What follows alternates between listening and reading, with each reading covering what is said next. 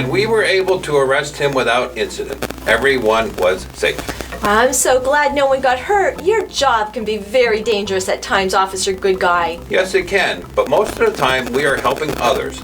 It's the best part of the job.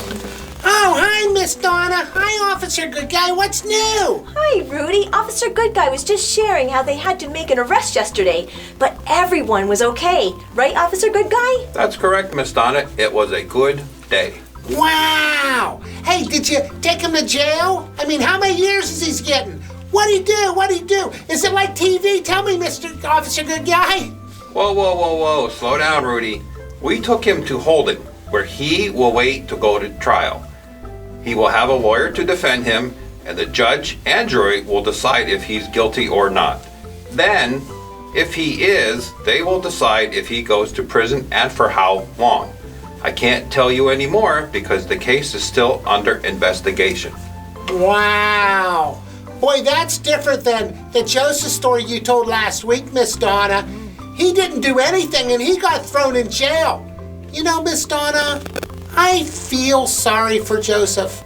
I mean, there he is in jail because of Potiphar's wife lied about him, and he's in there forever and ever. I feel sad about that. Well, Rudy, you'll be happy to know he gets out. In fact, I think it's story time. Let's head to the story table, and I'll tell you and Officer Good Guy all about it. Come on, kids. That's good. Well, welcome back to the story table, kids. Here we are, and we're going to find out more about Joseph. Remember, Rudy told you that he was still in prison? He thought he was still in prison? Well, we're going to find out. He has an opportunity to get out. Remember, we learned about the dreams. He used to share dreams. And when he was in the dungeon with a couple of Pharaoh's helpers, the cupbearer and the bread baker, he told them their dreams. So other people knew that he could interpret dreams. So this is where this story continues. We have Pharaoh. Now, Pharaoh was like the king. He was in charge of the whole kingdom. And 2 full years had passed since the cupbearer left the dungeon. And Pharaoh's having a dream. And he can't understand what this dream is all about. This is how it goes. He has this dream and he's saying, I was standing by the Nile when out of the river there came up 7 cows, sleek and fat, and they grazed among the reeds. After them, 7 other cows, ugly and gaunt, came up out of the Nile and stood beside those on the riverbank. And the cows that were ugly and gaunt ate up the sleek, fat cows. Then Pharaoh woke up. Could you imagine? They ate them up. That is a crazy dream. And you know, no one in the kingdom could understand it. Pharaoh was very, very upset. You know, he dreamt about those cows. And then he has another dream. And the dream is telling you that there were 7 heads of grain. They were healthy and good. They were growing on a single stalk. After them, 7 other heads of grains sprouted up, thin and scorched by the east wind. The thin heads of grain swallowed up the 7 healthy full heads. So there you go. He had these dreams, and no one, like I said, no one could understand them. He asked for everyone in the kingdom, you know, magicians and people that could interpret dreams, what those dreams meant, and nobody could figure them out. And then all of a sudden, what happens is, remember the cupbearer? And he was supposed to let Pharaoh know about him, that he was helping him understand those dreams. There he was. He remembered. He remembered when he was in the dungeon and how Joseph had told him his dream. So he said to the Pharaoh, he said, I have someone when I was in the dungeon that was able to interpret my dream. His name was Joseph. Maybe he can interpret your dream. So that's where Pharaoh said, absolutely. He asked for him to come. He made sure he was cleaned up and shaven so he could be presented to Pharaoh. And he came. And he came to Pharaoh, and this is what he said. He wanted to make sure that Pharaoh knew these dreams were not of his. They were of God. He said he couldn't interpret the dream. Only God could. So he's going on and he's going to tell him the dreams. And he went on, and Pharaoh continued to say the dreams, what they were about the 7 cows and how they were gobbled up by the thin cows, and the wheat and how that was gobbled up. And he couldn't understand it. And Joseph told him, he said, your dreams are one and the same. The 7 good cows are 7 years. And the 7 good heads of grain are 7 years. They're years of abundance, good years. It's one and the same dream.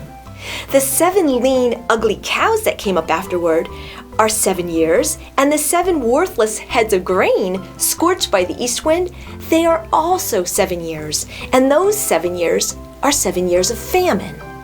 See, what he's telling him is that you're getting these dreams, and God allowed you to have those dreams because it's going to come to pass very soon. So you need to be prepared for this. And when they say 7 years of abundance, that means with the ground was very fertile. Things could grow very well. And they were going to have 7 wonderful years of growth. So just to take advantage of those 7 years. And the 7 years of famine meant that the ground wasn't going to produce any crops.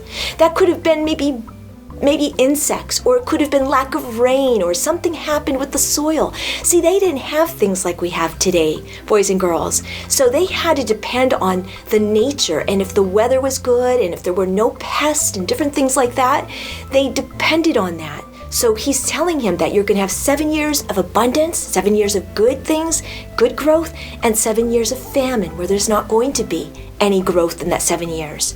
So he's telling him that you need to prepare for this. And Pharaoh was all about that. He said once he heard these interpretations, he said, I need to find someone within the kingdom that would be very wise and would be able to take control of this, to gather up food and grain through those 7 years and make sure they store it in storehouses so that we have food when the 7 years of famine occur. And he thought, and he said to Joseph, since God made all this known to you, there is no one so discerning and wise as you. You shall be in charge of my palace, and all my people are to submit to your orders. Only with respect to the throne will I be greater than you. So he's telling him he's going to put him in charge. He's going to be second in command of Pharaoh. You know, you think of it. Joseph, he was a young man. He was 17 when he was put in that cistern, that pit, by his brothers. Then he was pulled up and he was taken into Egypt as a slave, and he was in Potiphar's home. And then again, after being charged for something that he didn't commit, a crime, he was put in the dungeon. So there he was again, down in that dungeon. Most of us would give up hope. This is 13 years later that he is having this opportunity. 13 years that he had a chance to think about what could have been. But God knew where he was going to be. God knew that he would be put through these challenges. And Joseph remained strong. And he just kept focusing on God. See, God puts us through certain things to allow us to be prepared for what's to come next. So he put him in charge, and one thing I want you to understand is when he put him in charge, he gave him that beautiful robe again in fine linen. He put a gold chain around his neck, and one other thing he did is he put a signet ring on his finger. See, now a signet ring, what that meant, it was like a ring that meant power. It was like almost a signature of Pharaoh's. Pharaoh put him in charge of everything in that kingdom regarding the grain that he stored up. And if he needed to get something or make something change, put a law or something needed to be changed, he would use that signet ring and he would just stamp it. It would be maybe pressed into clay.